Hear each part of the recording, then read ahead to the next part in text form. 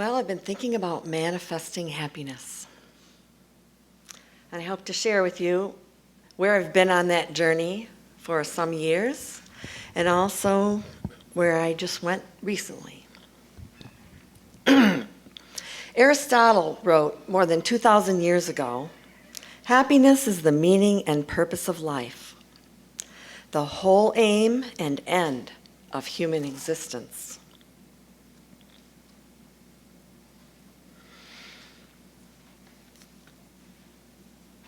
I chose this topic about 3 months ago when I realized what I had been doing in my head around this topic.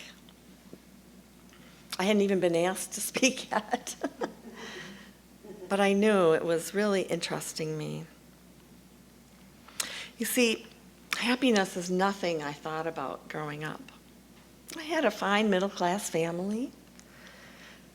My parents were good people. They gave us some joy now and then, but I still remember looking at the shadows on the wall of my bedroom as I was going to sleep one night thinking, how long is it going to be till another Christmas? And oh, my birthday comes before that. How long is it going to be till my birthday? How many months will that be? Those were the two holidays that I had come to believe I could count on, that I would be aware of my happiness. Other than that, there were responsibilities. If you were raised anything like me, there was schoolwork, there was obedience, there was where you had to be when. Oh, you all can fill in the blanks, I'm sure. I see now that I was in a culture of constant anxiety, trained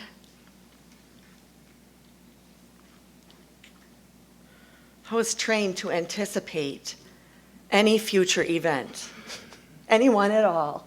And I was trained systematically by the others around me to think, okay, that event might happen. I got to prepare for it. How will I respond if that happens? But then, once I got that one decided, there was another, and another, and another, and another. I remember being in 7th grade history class and tuning it out because I had a decision to make at the end of that hour period. And I was thinking about every single possibility, trying to have all my ducks in a row and be prepared. Wow, I wasted that hour, huh?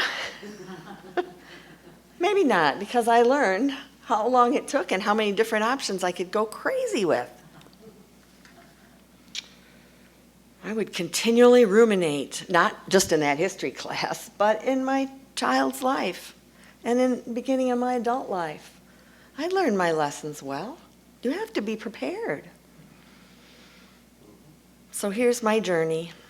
I look forward to hearing yours at the open mic time. Isn't it great to know that no one of us sees the whole picture or has all the answers? I love that we have open mic. We're open to criticism, we're open to challenge, and we don't put each other on the spot to come up with an answer right away. We have a loving community, and I'm so grateful for every one of you.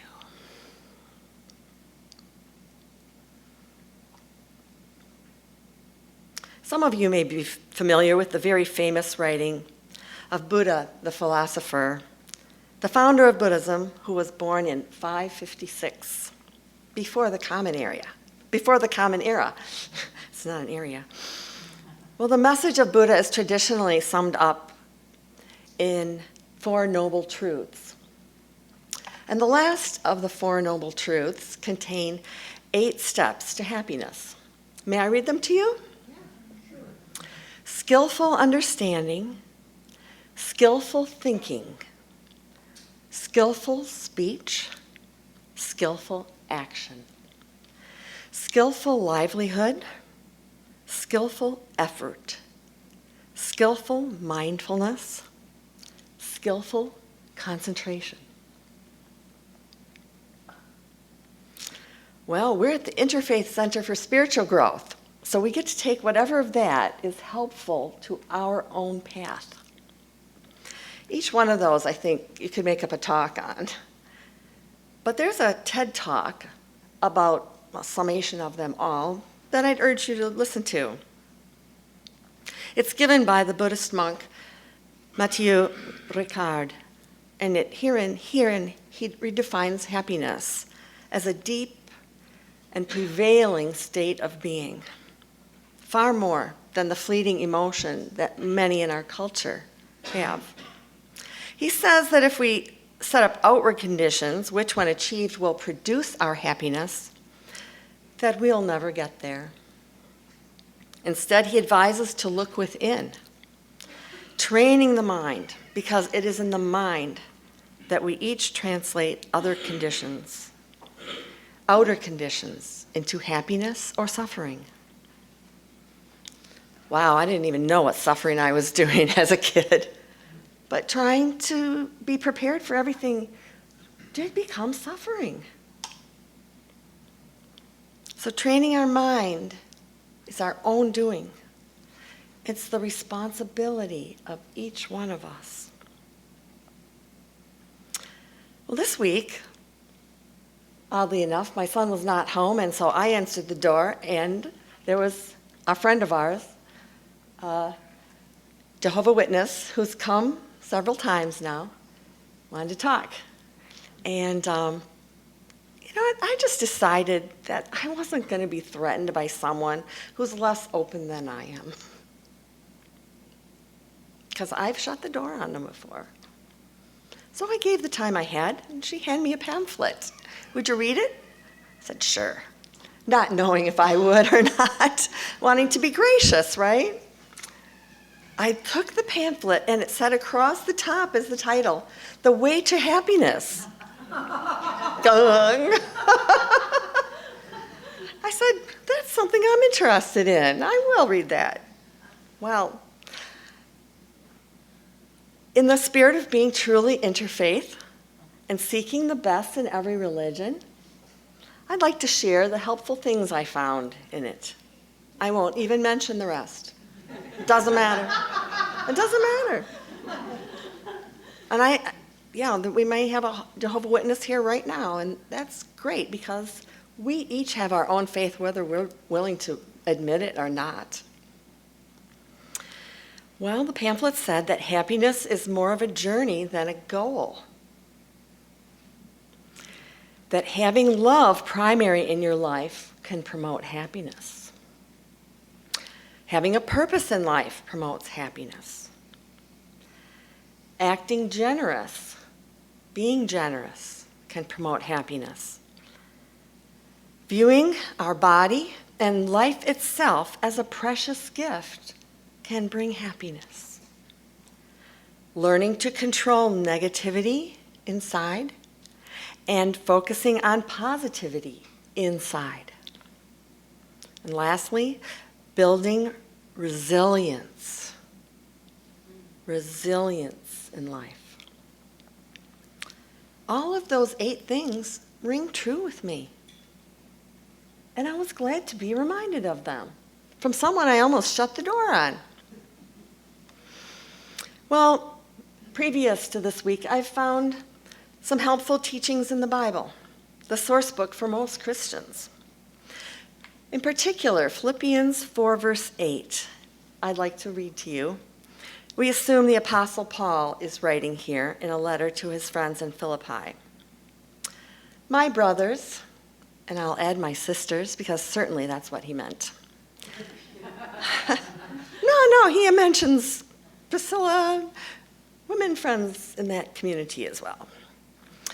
But I appreciate your laugh. It was spontaneous, and it's very real. My brothers, whatever things are true, whatever things have honor, whatever things are upright, whatever things are holy, whatever things are beautiful, whatever things are of value, if there is any virtue, and if there is any praise, give thought to these things. Often in Christianity, in my hearing, this verse was used to rattle off a bunch of shoulds that I knew I could never attain. I never remember them all. Anyway, I didn't pay the verse much attention until one of my mentors told me that I shouldn't should on myself, that it's not helpful, or in particular that it's not skillful. Actually, now I see that in the context of finding in each religion the good and the true, that teaching in Philippians is about training the mind. That wisdom was right there, and I didn't get it until now. This brings me to a story in my own life. Back when I was playing the violin very intensely in dance bands, a friend invited me over to her home. And I had never been there before, and so we sat out in the yard, we played music and had a great old time, and then food was being served, and I went into the house. And I noticed in that home little cards of paper with sayings written on them. And they weren't things that Benjamin Franklin said or Thomas Jefferson. They were things like this: I am a child of love and light. I am divine love expressing. The world is a place of joy and grace. I am continually forgiving and being forgiven.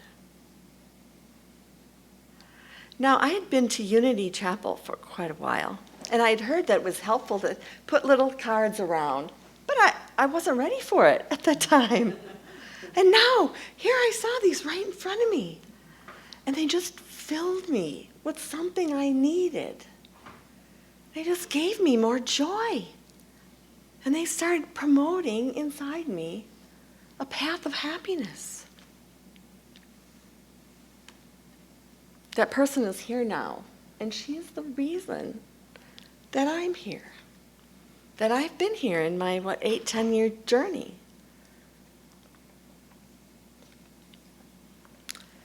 Well, many studies exist now that show how happiness can be a tremendous force for good in the life of anyone and everyone. You've probably read them because I know you're all reading people. But I'll just say briefly that one that I particularly found helpful was on the website greatergood.berkeley.edu. And it says that one may wonder if seeking happiness is worth the trouble, just as one more requirement in a good life. After all, where does one get time in their personal to-do list? In the article on that website, 6 Ways to Happiness, they put forth studies that say those who are happy have a better chance at good health. A 2005 paper found that happiness predicts a lower heart rate and lower blood pressure. In 2010, Canadians were interviewed and invited to talk about their work. The observer of each participant rated them then on their degree of positivity expressed. 10 years later, this same observer interviewed them all again and tested not what they wanted to talk about or their positivity, they tested their health. They took actual medical tests. And the ones that had higher scores on their health tests had been the very ones that were able to speak more positively about their work environment. That's impressive. I won't go on, but there's a lot more other examples. However, others may put forth the claim that those who are healthy have a better chance at happiness.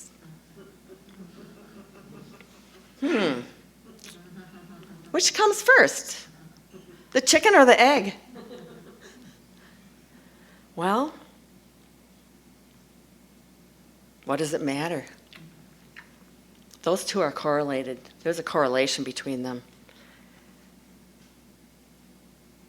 Well, I've talked about reasons now that it's good to be happy, and I've looked at three religions and how they look at the topic. But how does one actually find happiness? In all my research, in my working with others, and in working with my own self, I find one conclusion and one only. Finding happiness is a decision that we must make for ourselves. None of our cultural norms of codependency or the makes me stories we like to tell ourselves are helpful in this endeavor. Not at all. You know what I mean, right, by the makes me stories? It shows up frequently in pop songs. People like to comment on others, maybe in their work environment. That person makes me crazy. That person makes me depressed. That person makes me... We've all done it. It's in our culture. It shows up in pop songs. You make me feel so good. You make me feel so right. Codependency is in more songs than we'd all like to know about, I'm sure. But this is good news, that no one can make you feel anything that you don't want to feel. So if no one can make us feel happy, then no one else can make us feel bad either, right? This is taking responsibility for our own self. There is no bluebird of happiness that appears or doesn't appear. There's no such thing as luck or blessing that, like Christmas to a child, magically makes anyone happy. Being happy on a daily, hourly, constant basis comes from within. And it is our birthright. It is a gift to every being, and it's there for the small price of recognizing the reality. I have a right to be happy. You were meant to be happy. I can be happy. I will to be happy. And at last, I am happy. I am happy.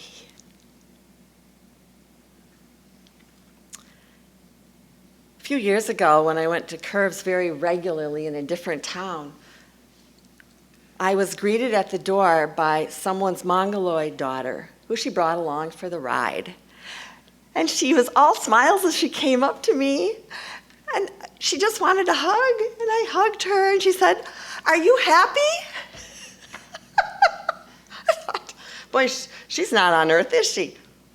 Wait a minute, she has skills that I don't have. Skills.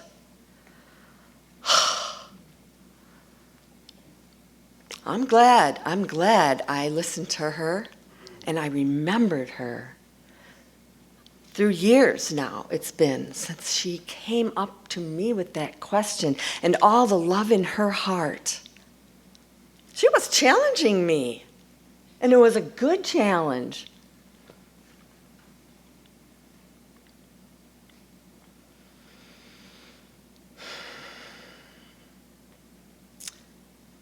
Let's go back for a minute to the mention I made of Christmas and children. A friend of mine told me some years back about the experience in her household that Christmas, that a lot of relatives were over as usual, and the tree was just stacked eye-high with presents and gifts. Adults were having a wonderful time with all the food that had been prepared for days. There was fire in the fireplace. There was warmth all around. The family was showing care and love that they don't have time to every day. And then came the time for presents, and wrapping paper was being thrown up into the air. Kids were jumping up and down. Yay! Oh! to see them. They were in the moment with their present. But this mom saw her daughter sitting on the ground. Her presents were all opened. She had a frown on her lips, and she had her hands like this. And her scowl was almost audible. She didn't get the right Barbie doll. They were all gone from the store. Her mother looked at 5 stores. She got her a different Barbie doll. It was the 10th one she has now. We can laugh because this is a child, but this goes on inside of every one of us if we let it happen.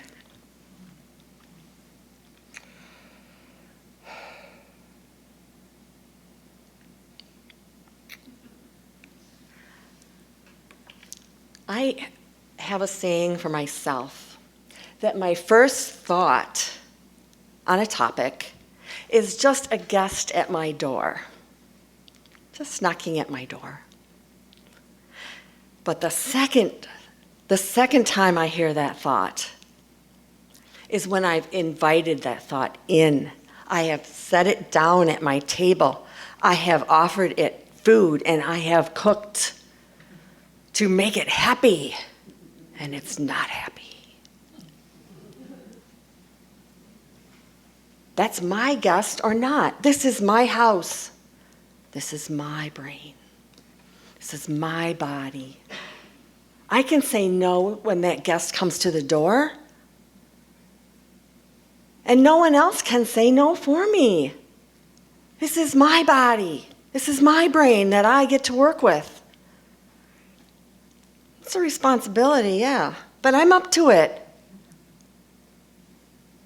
We're adults, and I'm convinced even children can learn these ways of responding to the ego, to the brain's random thoughts. I've been told that we have something like 1,000 thoughts in a minute, or the brain is capable of that, and we just screen them all out because we can't handle it all, of course. So which ones are we screening out? Which ones do we want? So I think I've preached something today that you all know already. But I wanted to be a little bit more down to earth or, well, full of some ideas. So to wrap it up, I think that choosing to be optimistic can help us having happiness. I think supervising my own thoughts, like the guest at the door, and challenging that ego, which is really what that thought is at the door. An ego that just wants to make drama. It's not good or bad. It just has this role. It's good for me if I want to plan a children's birthday party. All that drama comes to me and I use it. It's fine for many times, but not every minute.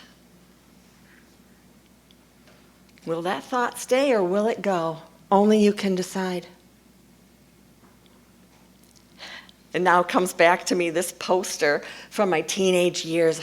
I wanted to buy it so much. It was in a catalog. It was a picture of a stool, just like a bar stool, nothing else. And it said, "Not to decide is to decide." It was profound. I didn't spend the $5 on it. Instead, I put it inside of me. How many things can we buy that stay on the outside? They don't come in. So many things. What matters is what's in here.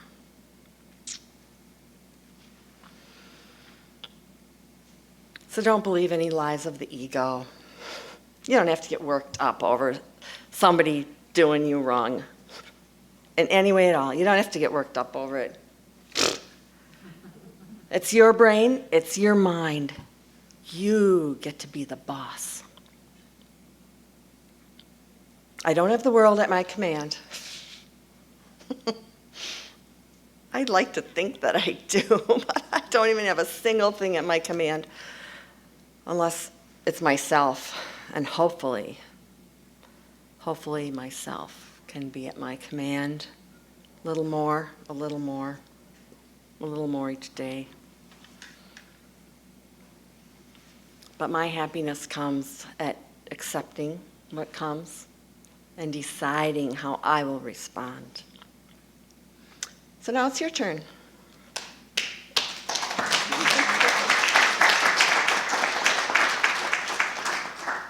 I'm sorry, the feather came off. All right. Okay.